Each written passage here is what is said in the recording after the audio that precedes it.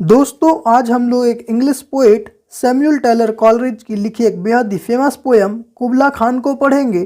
तो दोस्तों एक रात कॉलरिज मंगोल रूलर यानी चीन के सम्राट कुबलाई खान और उनके पैलेस जेनेडो के बारे में पढ़ रहे थे और पढ़ने के बाद कॉलरिज अफीम का नशा करते हुए सो जाते हैं और सोते वक्त कॉलरिज को जेनेडो शहर और कुबलाई खान का एक बेहद ही सुंदर सा स्वप्न आता है, जिसे कॉलरिज सुबह उठने के साथ ही लिखना शुरू कर देते हैं।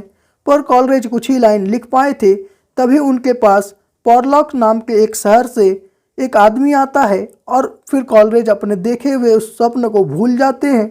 मतलब कॉलरिज डिस्टर्ब हो जाते हैं और इनका इसी तरह ये वर्क अधूरा रह जाता है। दोस्तों कुबला खान का सबटाइटल है a vision in dream a fragment, जिसे कॉलरिज ने 1797 में लिखा था और फाइनली 1816 में इसे पहली बार पब्लिश किया था। तो दोस्तों चलिए आइए अब इस पोएम को लाइन बाय लाइन पढ़ते हैं और हमेशा की तरह अच्छे से समझते हैं। In Xanadu did Kubla Khan a stately pleasure dome decree. दोस्तों यहाँ पर जो मंगोलियन रूलर हैं उन्होंने क्या किया है, एक आदेश दिया है। डिक्रे का मतलब होता है आदेश देना, ऑर्डर देना। उन्होंने अपने सर्वेंट्स को ऑर्डर दिया है कि जेनेडू जो कि एक काल्पनिक जगह है वहाँ पर एक सुंदर सा महल बनाया जाए।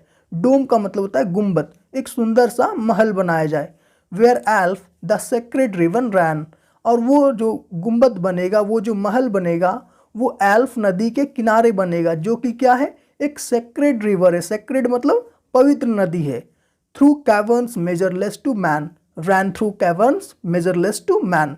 जो एल्फ नदी है वो क्या करती है, गुफाओं से होती हुई गुजरती है, गुफाओं से होती हुई बहती है, जो कि क्या है, मेजरलेस टू मैन, इंसान के पहुंच से बाहर है, इंसान की नाप से बाहर है। डाउन टू अ सनलेस सी, और वो एल्फ नदी बहती हुई कहाँ तक जाती है, जहाँ पर सूर्य डूबता है। तो मतलब वो नदी काफ़ी दूर तक फैली हुई है, जो कि क्या है, मैन के लिए मेजरलेस है। So twice 5 miles of fertile ground with walls and towers were गिल्डेड राउंड।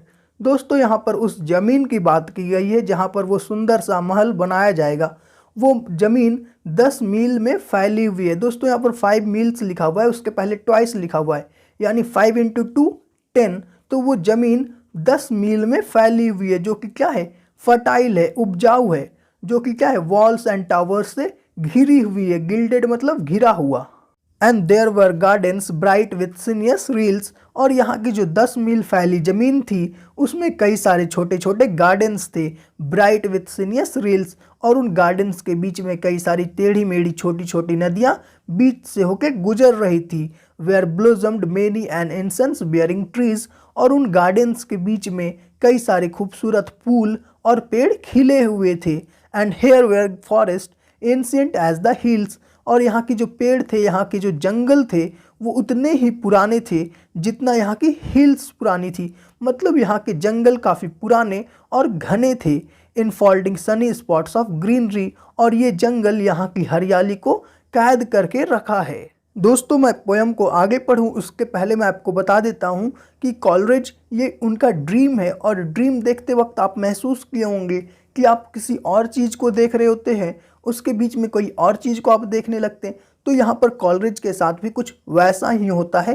तो चलिए पोएम को आगे पढ़ते हैं। बट ओह, लेकिन ओह। दोस्तों यहाँ पर जो एक्सक्लेमेटरी मार्क है, यहाँ पर का जो रिस्पॉन्स है पोइट का, उससे पता चलता है कि पोइट ने कोई बढ़िया सा चीज़ देखा है। तो देखते हैं पोइट ने क्या देखा है। The deep romantic chasm which slanted, वहाँ पर पोइट ने एक चास्म देखा है, एक गहरी खाई देखा है। दो पहाड़ों के बीच में जो कटा हुआ जो दरार होती है, उनके बीच की जो जगह होती है, जो गहराई होती है, उसे कहते हैं चास्म, जैसे कि आप इस पिक्चर में देख सकते हो। और वो चास्म क्या है, काफ़ी रोमांटिक है, काफ़ी देखने में खूबसूरत है। विच स्लांटेड, जो कि तिरछी कटी हुई है। Down the green hills athwart a cedarn cover, और वो जो चास्म है वो काफ़ी गहरी है और उसके आर पार देवदार के पेड़ लगे हुए हैं। एथवर्ड का मतलब होता है आर पार, सिल्डन का मतलब होता है देवदार।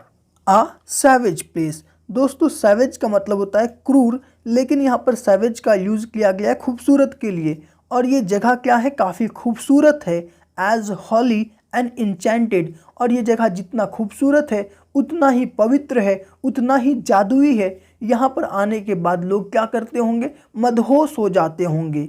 As ever beneath a waning moon was haunted by women wailing for her demon lover। और यहीं पर घटते हुए चांद के नीचे एक महिला अपने बेवफा आशिक के लिए क्या कर रही है, रो रही है। एंड फ्रॉम दिस चास्म, और इस चास्म से, with ceaseless turmoil seething as if the earth is fast think pants were breathing. और इस चास्म से बिना किसी हलचल के ऐसा लगता है कि यहाँ की धरती क्या कर रही है, मोटी मोटी सांसें ले रही है, काफ़ी तेजी से सांस ले रही है। तो कॉलरेज यहाँ पर कहना चाहते हैं कि उन्हें कोई आवाज़ सुनाई दिया है। तो देखते हैं आगे की लाइनों में उन्हें कौन सी आवाज़ सुनाई दिया, वो उस आवाज़ के बारे में क्या बोलते हैं, जिससे धरती क्या हो रही है, ज़ोर ज़ोर से सांसें ले रही है, कँप रही है। अ mighty fountain momentarily vast forced. Coleridge यहाँ कहते हैं कि वो एक बेहद ही शक्तिशाली फुहारा उस चास्म की ओर आते हुए देखते हैं, जो कि काफ़ी कोलाहल मचा रहा है, काफ़ी गुस्से से आ रहा है। Amid whose swift half intermediate burst huge fragments vaulted like rebounding hill. और वो फुहारा काफ़ी तेज़ी से रुक रुक कर फूट रहा है और धरती पे उसके बूंद गिर रहे हैं, ऐसा मानो जैसे लग रहा है कि ओले गिर रहे हो। दोस्तों स्विफ्ट का मतलब होता है तेज, हाफ इंटरमीडिएट का मतलब होता है रुक रुक कर, और हेल का मतलब होता है ओले। तो वो जो फुहारा है काफ़ी तेज़ी से आ रहा है, लेकिन वो रुक रुक कर फूट रहा है, और उसके फुहारे की जो बूंद है वो धरती पे गिर रहे हैं। तो मानो ऐसा लग रहा है कि जैसे धरती पे ओले गिर रहे हो, जिससे ये धरती काँप रहा है, जिससे ये धरती जोर जोर से सांसें ले रही है। और chaffy grains beneath the thresher's flail. दोस्तों आपने पहले देखा होगा, पहले फिल्मों में देखा होगा कि जब किसी अनाज के उसके छिलकों को निकाला जाता था तो उसे कूटा जाता था। उस अनाज को कूटने से उस अनाज के छिलके बाहर आ जाते थे, जो भूसे होते थे वो बाहर आ जाते थे। उस दौरान क्या होता था, हवा में कुछ भूसे के दाने, कुछ भूसे के छिलके क्या होते थे, हवा में किसी और उड़ जाते थे। तो पोएट यहाँ कह रहे हैं कि यहाँ का जो फुहारा है जो रुक रुक कर फूट रहा है, तो उस फुहारे की जो बूंद है वो कभी भी किसी और दिशा में चला जा रहा है। तो कोई बूंद काफ़ी मोटा भी होता है, तो कोई बूंद पतला भी होता है। दोस्तों फ्लेल का मतलब होता है ज़ोर से हिलना, लेकिन यहाँ पर इसका मतलब है कोई भी दिशा में इधर उधर गिरना। जो फुहारे की बूंद है वो कोई भी दिशा में किसी भी आकार में गिर रही है। सैफी का मतलब होता है भूसा। And mid this dancing rocks at once and ever. और ये जो डांसिंग रॉक यहाँ का मतलब है वो चट्टाने, और इन्हीं टेढ़ी मेढ़ी चट्टानों के बीच से if flungs up momently the sacred river. और इन्हीं टेढ़ी मेढ़ी चट्टानों के बीच से ये जो हमारा सेक्रेड रिवर है, एल्फ जो नदी है, वो इसी चट्टानों के बीच से टेढ़ी मेढ़ी रास्तों से होके गुजर रही है, बह रही है। 5 miles meandering with mazy motion through woods and dale the sacred river ran. और ये पवित्र नदी यहाँ से 5 मील तक इन्हीं टेढ़ी मेढ़ी घुमावदार रास्ते से होते हुए यहाँ की जंगल और घाटियों से गुजरती है। मेंडरिंग का मतलब होता है घुमावदार रास्ते। Then reached the caverns measureless to man. और फिर ये नदी पहुँचती है उन गुफाओं के बीच, उन गुफाओं से होते हुए गुजरती है जिसे नाप पाना किसी भी इंसान की बस की बात नहीं है। And sank in the tumult to a lifeless ocean. और अंततः ये नदी अपना प्रकोप दिखाते हुए लाइफलेस ओशियन में जाके छिप जाती है। And mid this tumult Kubla heard from far ancestral voices prophesying war. और इसी बीच कुबला खान को उनके पूर्वजों की एक चेतावनी सुनाई देती है। उनके पूर्वज उनसे कहते हैं कि तुम्हारा काम आराम करना नहीं है, तुम्हारा काम महलों को बनाना नहीं है, तुम्हारा काम तो भविष्य में होने वाले युद्ध के लिए तैयारी करना है। दोस्तों आपको याद होगा कुबला खान ने ये अपने सर्वेंट्स को ऑर्डर दिया था कि वहाँ पर एक सुंदर सा महल बनाया जाए। This shadow of the dome of pleasure floated midway on the waves. और जो महल कुबला खान ने बनाया था, उस महल की परछाई वहाँ पर बह रही नदियों पे पड़ रही थी, और ऐसा लग रहा था कि उनकी महल उन नदियों के ऊपर तैर रही है। Where was heard the mingled measure from the fountain and the caves. और उस महल के अंदर एक मिक्स्ड साउंड सुनाई देता था, जो कि उस फुहारे और वहाँ के महलों के अंदर के जो कमरे थे उन दोनों के मिक्सचर से एक साउंड प्रोड्यूस हो रहा था। It was a miracle of rare device. और वो आवाज़ काफ़ी मिरेकल जैसा था, काफ़ी जादू जैसा था, मिरेकल था और वो काफ़ी रेयर था सुनने के लिए। A sunny pleasure dome with cave of ice. और यहाँ पर दोस्तों पोइट ने बड़ा ही अच्छा सा लाइन लिखा है। पोइट कह रहे हैं कि वो जो महल थी उसके डोम यानी गुंबद के ऊपर काफ़ी गर्मी रहती थी, मतलब महल का ऊपरी हिस्सा काफ़ी गर्म होता था। With the cave of ice, cave मतलब यहाँ पर एक कमरे से, और महल के जो कमरे थे काफ़ी ठंड थी। तो महल को ऐसा बनाया गया था जो ना तो ज़्यादा गर्म हो और ना ही ज़्यादा ठंड हो। A damsel with a dulcimer in a vision once I saw. अब कॉलरेज आगे कहते हैं कि मैंने एक बार डैमसेल को देखा था। डैमसेल कहते हैं एक जवान खूबसूरत कुमारी लड़की को। विथ अ डल क्यूमर, डल क्यूमर एक म्यूजिकल इंस्ट्रूमेंट होता है जैसा कि आप इस पिक्चर में देख सकते हो। तो कॉलरेज कहते हैं कि मैंने एक बार एक खूबसूरत जवान लड़की को देखा था जो कि डल क्यूमर ली हुई थी।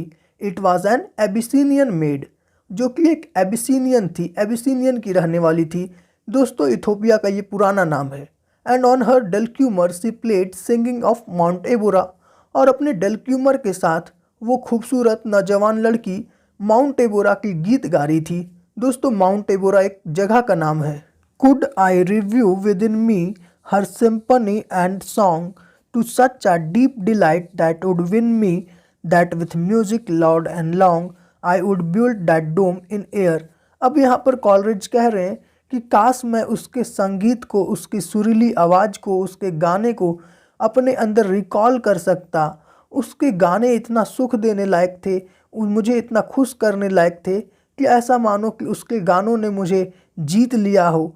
और अगर मैं उसके गानों को फिर से सुन लूँ, उसकी आवाज़ को फिर से सुन लूँ, तो मैं उस डोम को, उस महल को जो कुबला खान ने बनाया था, मैं उस महल को हवा में बना दूँ। That sunny dome that caves of ice. हाँ, वही महल जो कुबला खान ने बनाया था, जिसके छत के ऊपर धूप पड़ रही थी, काफ़ी गर्म था और अंदर के कमरे काफ़ी ठंड थी। मैं वैसा ही महल हवा में बना दूं अगर मैं उस गाने को फिर से सुन लूं, उसकी सुरीली आवाज़ को फिर से सुन लूं। And all who heard should see them there and all should cry beware beware, his flashing eyes, his floating hair, weave a circle round him thrice and close your eyes with holy dread.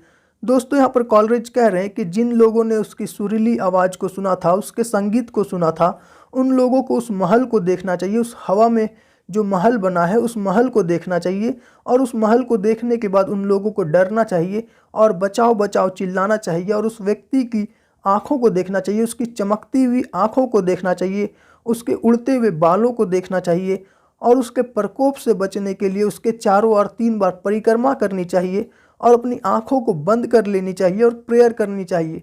दोस्तों यहाँ पर ये पता नहीं चल रहा है कि कॉलरेज ये किसके बारे में कह रहे हैं, पर आखिरी की इन दोनों लाइनों को देखिए। For he on honey dew hath fed and drink the milk of paradise. दोस्तों यहाँ पर इस ही से पता चलता है कि कॉलरेज जी अपने बारे में बता रहे हैं कि उन्होंने नशा किया हुआ था, और कुछ स्कॉलर्स का भी यही मानना है, जिसके कारण कॉलरेज को इतनी डरावनी इमेज आई थी। तो दोस्तों आज के लिए बस इतना ही। हम फिर मिलेंगे अगले वीडियो में, तब तक के लिए धन्यवाद। जय हिंद, जय भारत।